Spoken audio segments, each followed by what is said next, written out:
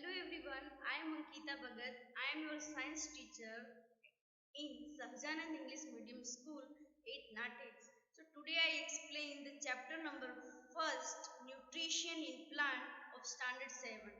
So we all are know that the food is essential for our body, same as petrol and diesel is essential for the cars. So there are the two main sources of food. First one is the plant and second one is the animal. So from the plant we get grain, pulses, vegetables and fruits. And from the animal we get milk, meat, fishes and chicken. So we conclude that the animals are depends on plants and other animal also. So we can also say that the human beings and animals both are depends on the plants. But have you ever thought what do plant eat? From where they make their food? Do they also depends for their food on someone else? So answer is no, because plant is only one organism that make their food by themselves in the presence of oxygen, carbon dioxide, water and minerals. This is called the photosynthesis process. And before explain you the photosynthesis process, first I will explain you the nutrition in plant. So the definition of the nutrition is, in a class we already learned that the different components like carbohydrate, protein, fat, vitamins and minerals. These all are the component of food. So these component of food are called the nutritions, right? So the proper definition of the nutrition is, it is the mode of taking food by an organism and its utilization by the body is called the nutrition, right? There are the two mode of nutrition. There are mainly the two mode of nutrition. The first one is the autotrophic nutrition and the second one is the heterotrophic nutrition, right? So now I will explain you the first one, autotrophic nutrition. So word autotrophic nutrition, it means the word auto means self and trophos means nourishment. It means the self nourishment. So the mode of nutrition in which the organism make their food by themselves from the simple substances is called the autotrophous nutrition, right? Now the second one is the heterotrophous nutrition. In the heterotrophic nutrition, the word hetero means others. It means the mode of nutrition in which organism do not prepare their food by themselves, it depends on others for their food, is called the heterotrophic nutrition. Now I explain you the photosynthesis process. The photosynthesis process is a food making process. So green plant take the carbon dioxide from the atmosphere and minerals and water from the soil. So the water is transported to the leaf by the vessel which are run like a pipes throughout the stem. And the leaves has a green pigment, chlorophyll. It helps the leaf to capture the energy from the sunlight. So this energy is used to synthesize the food. And synthesis of food occur in the presence of sunlight and chlorophyll. Without sunlight and chlorophyll, the photosynthesis process is not possible, right? So, it is called the photosynthesis process. Now, on the surface of the leaf, there are the tiny pores are present on that. So, such tiny pores are called the stomata. Such tiny pores are called stomata, and these pores are surrounded by the good cells, and the figure of the stomata is on the 1.2. See the figure of the stomata. Here the guard cell and the stomata opening. Now the chemical equation. The chemical equation of the photosynthesis process is the carbon dioxide and water in the presence of sunlight and chlorophyll gives the carbohydrate and oxygen. In this process, the oxygen is released. After photosynthesis process, now I started the activity 1.1, right? So you learn in the photosynthesis process the sunlight is necessary for the photosynthesis process. From the photosynthesis process, the plant synthesize the starch, right? So the starch is present on the leaves or not, so we can determine from this activity. So first of all, the apparatus required for this activity is iodic solution, alcohol solution, one box and two potted plant, right? So first of all, you have to take the two potted plant and the first potted plant put in the box and cover it, and the second potted plant kept on the sunlight, and then after they both potted plant kept for the 3 to 4 days, and then after plug the one leaves from the both potted plant. So now we are doing the iodic solution for the leaves of plant which kept in the sunlight. So first of all, we do the iodic solution from the plant which kept in the sunlight. So take the leaves and dip in the boiling water and take out from boiling water in few minutes and take out from that. So after few minutes you have to also dip in the alcohol solution and boil for some minutes, for few minutes, and then after take out from it. Then you have spread some iodic solution on the leaf drop by drop. So observe that the color will be changed or not. So after some time the color will be changed like blue and black or purple, and the same activity do for the plant which is put in the dark room or in the box, right? And observe what type of changes occur in that. So if you observe that there are no change in that, it means what? If the color is changed through the iodic solution, it means the starch is present on the leaf.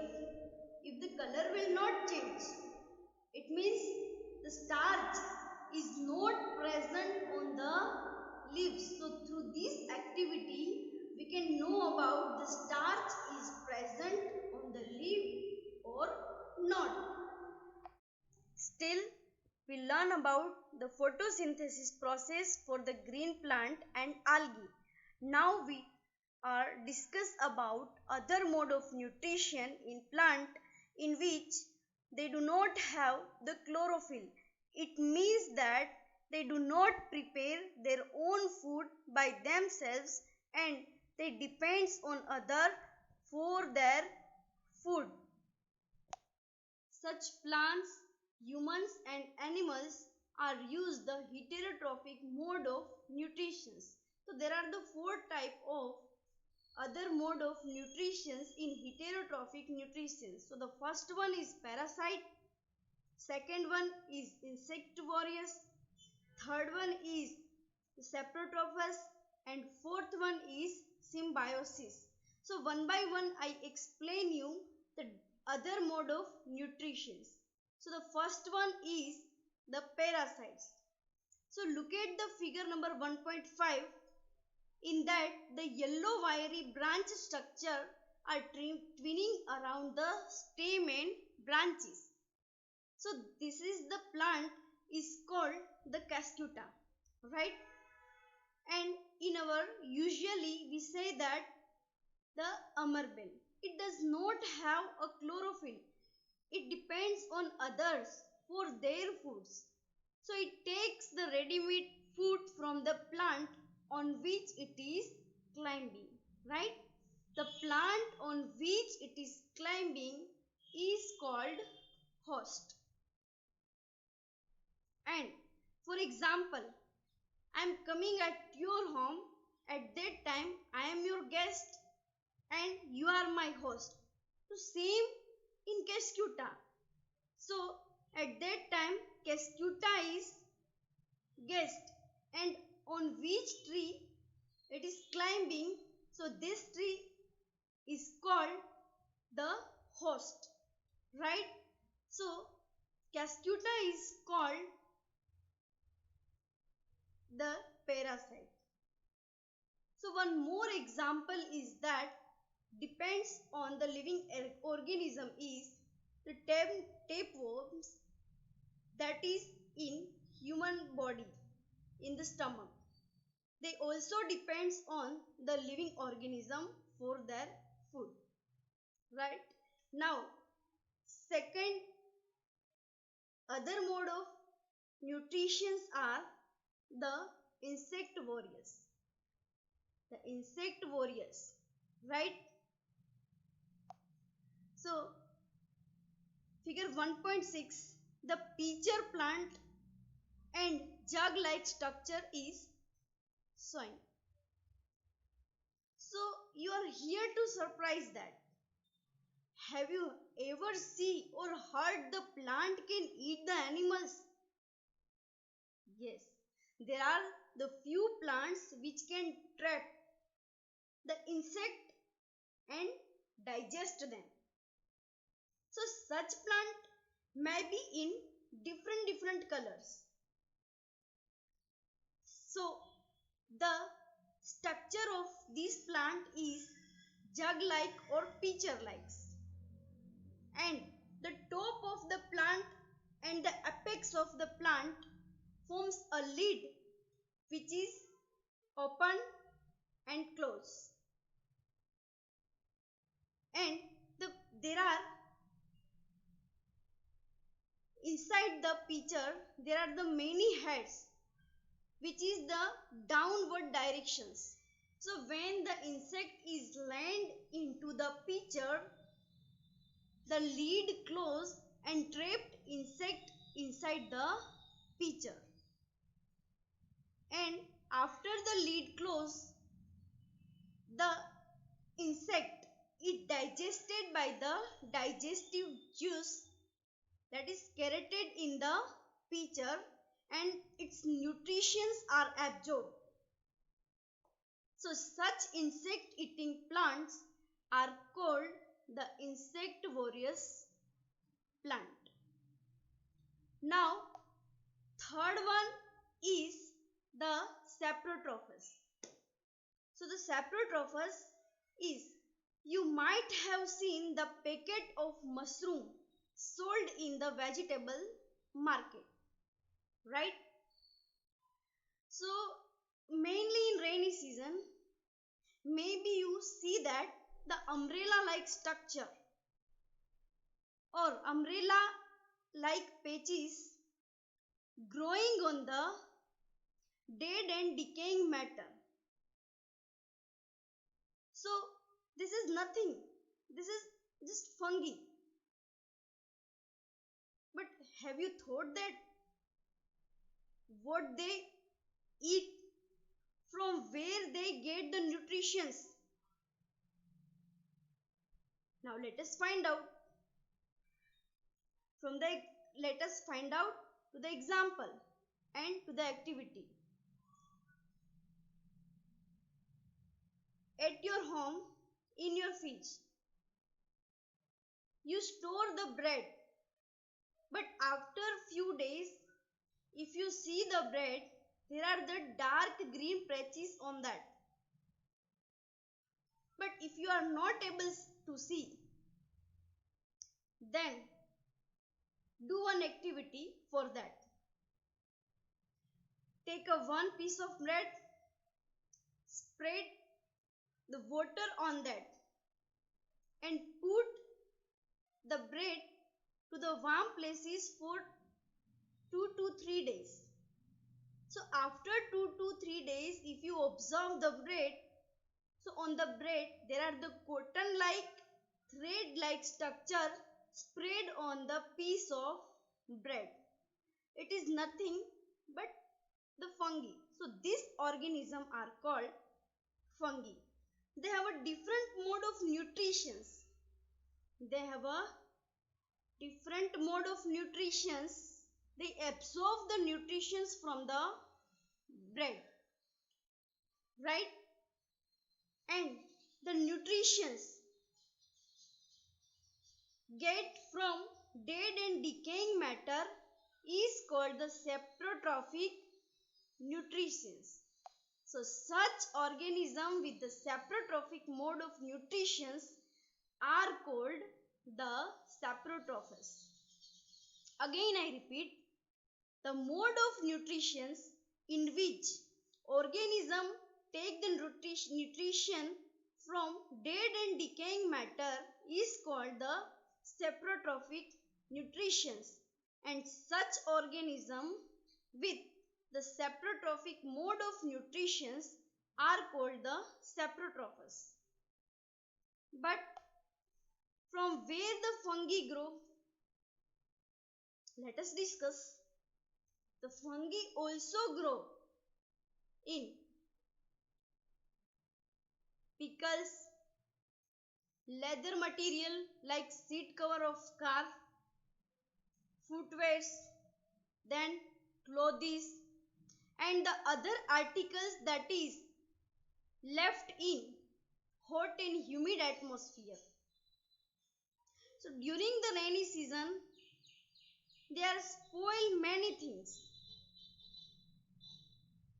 and generally the fungi spore are present in the air, but when they land on hot and humid place, wet and warm things, they germinate and grow. So this is our the third other mode of nutrition is saprotrophs. Now the next and the last is symbiosis.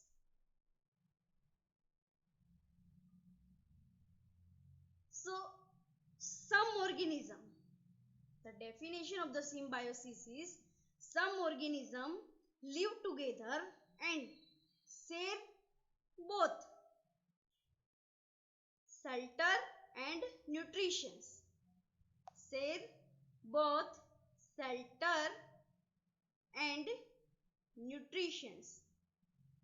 So this relationship is called symbiosis. For example, certain fungi live inside the roots of plant. So some fungi are live inside the roots of plant. The plant provide the nutrition to the fungi. In return, the fungus provide the water and nutrition to the plant. It means it is the vice versa process.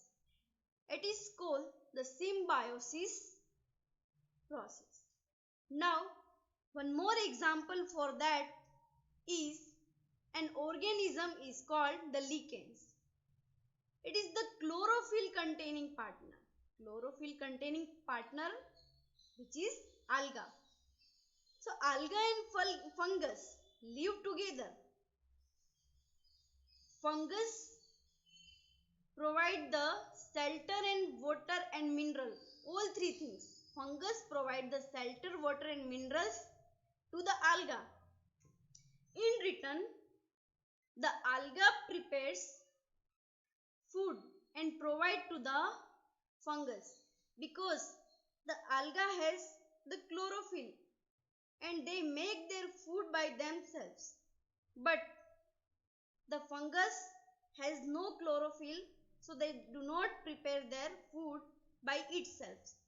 That is why they get the food from the alga.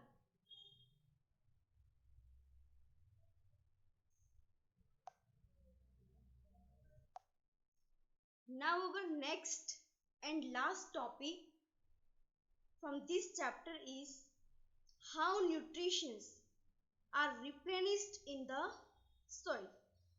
So have you ever seen that farmers spreading the manures and fertilizers in the fields, or the gardener using them in lawns or in the post? So manure fertilizer is the natural fertilizer, for example cow dung, and it is the main made fertilizer like urea, right? So you learn that the plant absorb the mineral and nutrients from the soil. So that amount of nutrients are become less after few years. That's why the farmer use the manure and fertilizers in their soil, because the fertilizer and manure contain the phosphorus, nitrogen and potassium, etc. So these nutrients need to be enrich the soil, and they grow the plant and keep them healthy, and also fulfill the nutrients to the plant. Usually, the crop plants absorb the lot of nitrogen.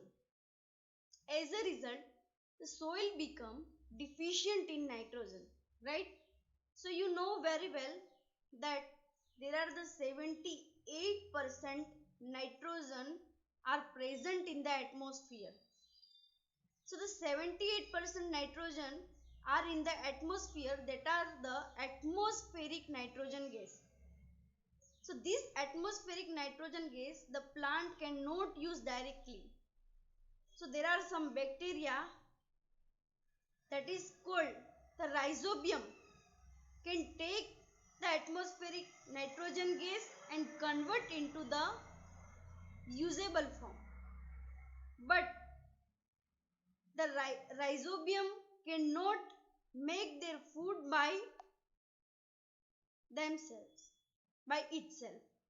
They depends on other for their foods. So that the rhizobium lives in the root of gram, peas, mung, beans and the other legumes. Again I repeat, the rhizobium lives in the root of gram, peas, mung, beans and the other legumes, and it's provide the nitrogen to the plants. In return, the plant provide the food and shelter to the bacteria.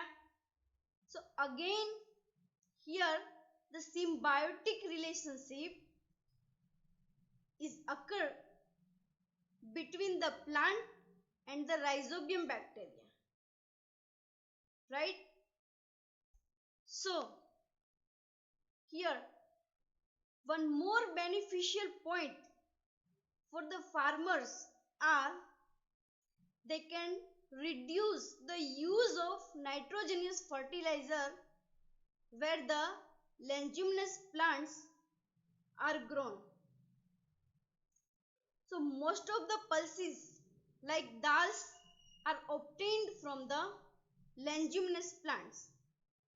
So here our chapter is over, and in this chapter we will learn that there are the most of the plants are the autotrophous plants and only few plants are the parasitics and the saprotrophics are the heterotrophous plants, right?